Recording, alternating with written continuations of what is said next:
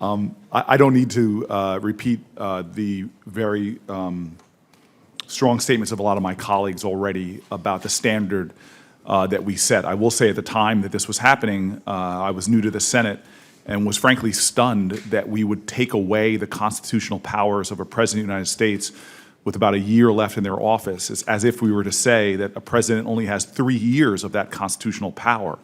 We stripped it away and did not allow him to appoint somebody. That was very stunning for me as a new senator to this body, that I would watch that would happen, and I felt it was wrong at the time, but it was clearly a standard that was defended. We heard the language not only of Senator McConnell, but we heard it of colleagues that set this standard, and if that is a standard to abide by, here we are now less months away from an election.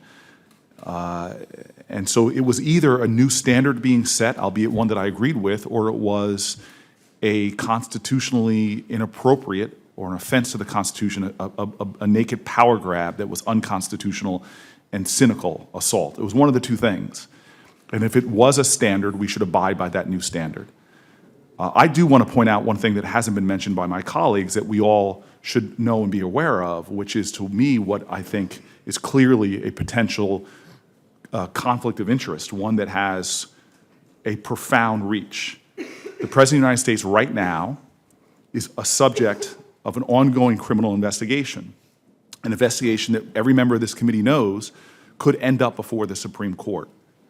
This is a committee that has shown its ability to work across the aisle. I'm really proud of the things that I've been able to work with a number of people on this committee. Mr. Chairman, I'm sorry to interject, but I don't think we know the president's under criminal investigation. In fact, Comey told him 3 times he was not. So I don't know what the senator is referring to. I said very clearly and very carefully that the president is the subject of a criminal investigation, an investigation that I don't think that's true either.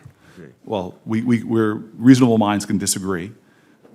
We've seen numerous people that are close to the president, numerous people that are on the president's campaign, numerous people in the campaigns under the president's investigation who have been pled guilty, who have been clearly under investigation, and this all could end up before the Supreme Court.